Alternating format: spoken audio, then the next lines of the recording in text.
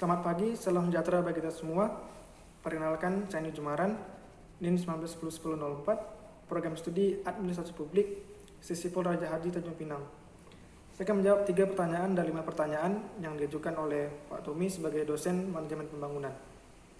Yang pertanyaan pertama adalah, mengapa kapitalisme rentan menyebabkan kesenjangan ekonomi ataupun kesenjangan sosial? Kapitalisme ataupun sistem ekonomi kapitalisme yaitu memberikan kebebasan bagi pemilik modal ataupun sektor swasta untuk melaksanakan kegiatan di pasar. Hal ini menyebabkan pemilik modal dengan bebas membuat peraturan ataupun mengatur jalannya perekonomian di pasar. Jadi mereka juga bisa memberikan aturan-aturan yang bisa memberatkan para pekerja ataupun kaum buruh.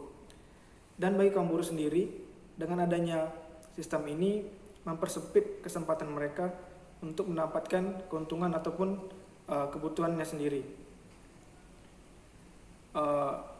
Juga bagi kaum swasta ataupun pemilik modal, mereka dengan bebas mengeksploitasi sumber daya manusia ataupun sumber daya alam. Dengan demikian, tujuan utamanya yaitu mencari keuntungan yang sebesar-besarnya.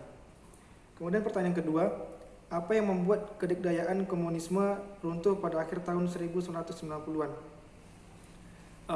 Ada 2 penyebab utama, yaitu adanya kebijakan Glasnost dan Perestroika. Kebijakan Glasnost sendiri yaitu keterbukaan politik. Jadi dalam hal ini Mikhail Gorbachev memberikan kesempatan bagi masyarakat khususnya media untuk bebas berpolitik ataupun bebas menyatakan pendapat, sehingga media massa pada akhirnya membongkar segala sesuatu yang buruk dari pemerintahan Uni Soviet. Mereka membongkar kejahatan-kejahatan baik politik maupun kejahatan manusia, seperti adanya gulag, juga korupsi besar-besaran maupun korupsi kecil-kecilan. Kemudian adanya kebijakan Perestroika, yaitu rekonstruksi ekonomi. Jadi dalam hal ini presiden ataupun pemimpin pada saat itu memberikan kesempatan bagi daerah-daerah seperti adanya desentralisasi, sehingga memberikan kesempatan bagi daerah-daerah untuk mengembangkan dirinya sendiri. Maka karena perpindahan ataupun karena sistem yang baru ini menyebabkan kekagetan dari daerah dalam melaksanakan kegiatan. Kemudian adanya keinginan negara-negara bagian untuk memerdekakan diri dari Uni Soviet, karena mereka merasa bahwa Uni Soviet tidak memberikan mereka perkembangan, maka dari negara-negara bagian memisahkan diri dari Uni Soviet. Kemudian pertanyaan ketiga, yaitu mengapa liberalisme begitu digemari oleh masyarakat postmodern? Karena kedua-duanya memiliki persamaan dalam definisi.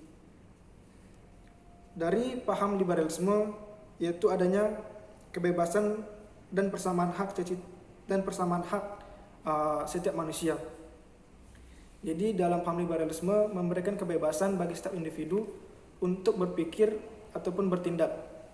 Dalam hal ini untuk mewujudkan kesejahteraan masing-masing individu.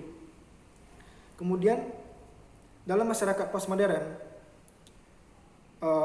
ciri-cirinya adalah sebagai berikut. Adanya keterbukaan setiap individu dan sangat dihargai. Kemudian adanya kebebasan berpendapat oleh setiap individu dan juga pastinya dihargai. Kemudian menolak arogansi setiap teori, karena setiap teori memiliki tolak pikir masing-masing, sehingga dapat dikatakan kedua ini yaitu liberalisme dan juga postmodern memiliki persamaan, sehingga sangat cocok pada masa sekarang ini, yaitu pada era postmodern. Demikian yang dapat saya sampaikan.